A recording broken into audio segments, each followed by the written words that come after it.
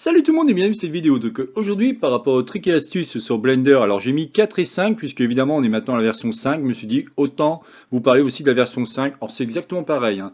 Ce qu'il faut savoir c'est que tout ce que je vous explique comme trucs et astuces pour l'instant n'ont aucun... on pourrait dire que ça fonctionne sans aucun problème depuis la version 2.8 jusqu'à maintenant. Il n'y a aucun souci par rapport à ça. Il y a des petites évolutions évidemment ou des grosses évolutions par rapport à Blender 5. Par exemple, tout ce qui va être module géométrie et choses comme ça, mais le reste, ou la sculpture, mais il y a beaucoup de choses qui sont évidemment très identiques en tout ce qui concerne la modélisation. Alors, ce que je voudrais vous expliquer, c'est comment on va pouvoir faire en sorte de pouvoir travailler avec un seul vertice. Donc on peut effacer celui-ci, se mettre en vue de face, faire un Shift A et utiliser un plane.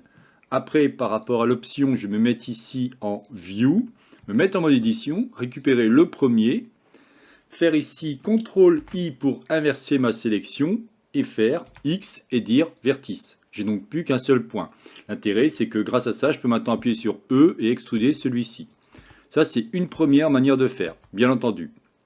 Ce qui est très intéressant avec les add-ons au niveau de Blender, c'est que vous allez pouvoir évidemment utiliser plein d'add-ons pour avoir, si je fais ici Shift A, à l'heure actuelle, vous avez tout ce qui est les primitives de type Mesh et vous avez que celle-ci. D'accord? Mais vous pouvez faire ce qu'on appelle un extra. Alors, il faut connaître le mot-clé, évidemment, pour pouvoir récupérer cet add-on. Donc là, je vais effacer ce que j'ai fait. Et ensuite, cliquer sur le menu Edit, Préférences. On va venir, alors attention, il faut absolument que vous ayez ici cliqué sur Allow Align Access au niveau de l'onglet Système. Sinon, ça ne marchera pas.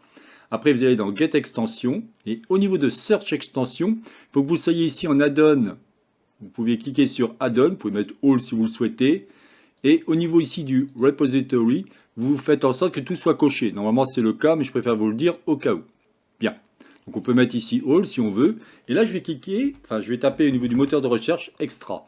Vous avez donc Extra Mesh Objet, Extra Curve et Grease Pencil et ainsi de suite. Moi ce qui va m'intéresser c'est celui-ci. Donc je vais cliquer sur Install directement. Vous allez voir qu'il va disparaître et monter d'un cran. Quand je viens maintenant dans Add-on, je vais donc pouvoir retrouver celui-ci qui va se retrouver ici. Il est évidemment déjà coché. D'accord? L'intérêt c'est quoi? C'est que maintenant si je fais ici Shift A Mesh, vous voyez que j'ai énormément d'informations. Et ce que je vais vouloir utiliser, c'est un single vert, en l'occurrence un vertex.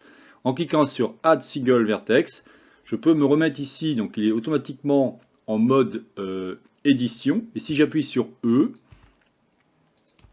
je vais pouvoir faire par exemple ce genre de choses. Je fais évidemment n'importe quoi, mais je vais juste vous montrer qu'on va pouvoir, vous voyez, rapidement faire ça. Vous allez dire, ouais, t'es bien gentil Jean-Michel, mais qu'est-ce qu'on peut faire avec ça? Eh bien, par exemple, on peut utiliser un modifieur ici, qu'on va appeler en tant que Generate, on va l'appeler ici Screw. Vous voyez que automatiquement, il m'a créé ce genre de forme.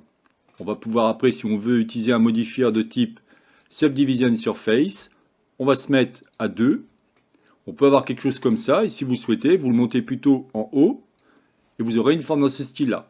Donc vous voyez que rapidement, grâce à un seul vertex, on va pouvoir modéliser des formes, ma foi, fort sympathiques. En plus, ce qui est génial, c'est que si je me remets ici en mode édition, je peux sans aucun problème prendre celui-ci, faire un GX, et bouger celui-ci, et transformer au fur et à mesure ce qui va m'intéresser. Voilà donc ce que je voulais vous expliquer par rapport aux trucs et astuces sur comment avoir juste un vertice. Donc vous avez maintenant deux solutions.